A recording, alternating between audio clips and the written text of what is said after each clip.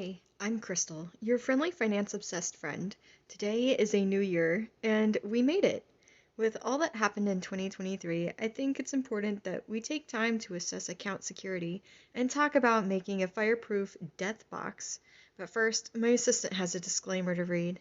All of the Millennial Fi content is intended for educational, informational, and entertainment purposes only and is not to be taken as legal, financial, investment, or tax advice of any kind. Please consult a licensed financial advisor, certified financial planner, certified public accountant, or tax attorney before undertaking any investment or tax strategies for your specific situation. You are responsible for all of your decisions. Okay, let's say it. Last year was a mess, in more ways than one, but I think one of the most impactful in our immediate lives is all of the data breaches and hackings. Unfortunately, most people do not keep their credentials up to date or protected. They give out their email, phone numbers, their names to anyone and everyone, and even their social security numbers to people and companies that don't need it. For example, healthcare documentation. Just because medical paperwork has a field for it doesn't mean it's required or necessary. In fact, health facilities only need a name and address as a bare minimum for billing and a copy of the front and back of your insurance card should you have one. They don't need your social security number to provide care or admit or discharge you. I've never given my social security number on any of my healthcare documentation, and it has not prevented me from receiving care. In fact, no one's ever brought it up or asked for it. It's just a blank field, and it will remain blank. Unlike in some countries, in the US, our phone numbers are not tied to our social security details, meaning cell phone and internet companies don't need your social security number, and if they ask for it, you can refuse to provide it. And honestly, I'd recommend taking your business elsewhere if they push for it. They usually ask this to check payment history on one's credit and to be able to report late or non-payments, but it's a service, not a credit. So in my humble opinion, they can shove it. If you absolutely have to use them because there are no other options, a social security number is still not legally required. Besides social security numbers, phone numbers, emails, names, most share vital private information that can get them easily hacked. Social media is the worst. I'm talking birth dates, places of birth, where they lived, went to school, where they worked, who their friends are, who their family are.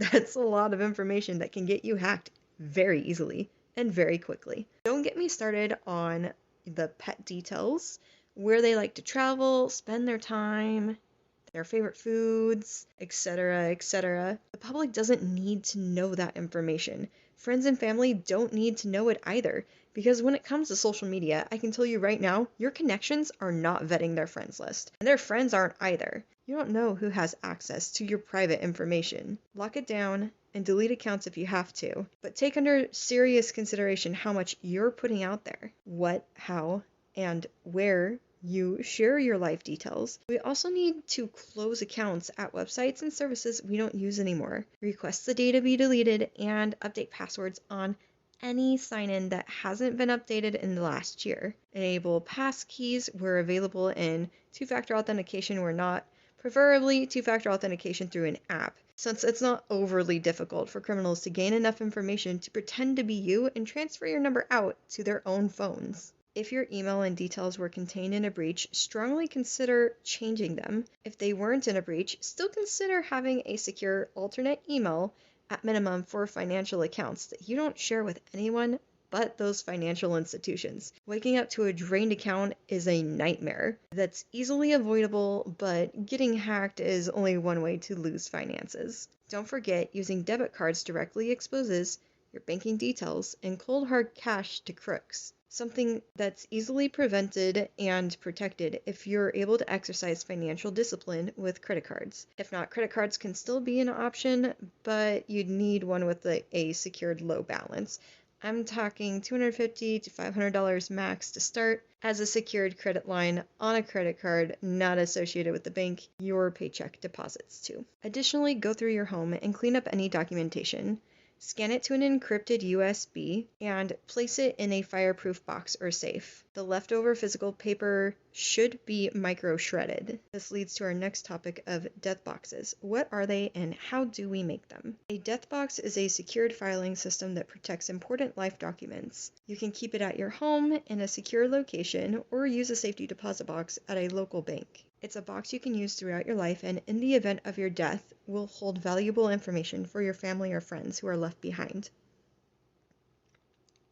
But what do you put in the box? Contact information for your lawyer and CPA if you use one, your will and trust, life insurance policies, car or home titles, financial account details, lists of credit cards and loans, account and device passwords, passports, birth certificates, social security numbers, any IDs, vaccine and health records, precious jewelry and collectibles, etc., etc. Whatever you want, you can put in it. Now, this box doesn't have to be physical. It can be digital instead, but in all my research, I didn't identify any purely digital option that was secure enough for my tastes. Putting all these documents in one place is dangerous if the box is compromised, but for me, it's less likely to get stolen than, say, simply putting everything on Google Drive or Dropbox. We generally live in a safe neighborhood and have a home security system. We don't intentionally cause drama or piss people off, so our likelihood of being compromised is lower than trusting our box not to be part of a data breach if we put it online. Remember, no matter what you choose, make sure your loved ones have a way to find the box, or instruct your lawyer to give them a letter with the details on how to find it. I want to end today's episode with some food for thought. How secure are your accounts? And do you have a death box? Should you have one? Don't forget to subscribe and follow to keep up to date on our adventures. You can also find more content on our blog at themillennialfi.com. That's TheMillennialFi.com.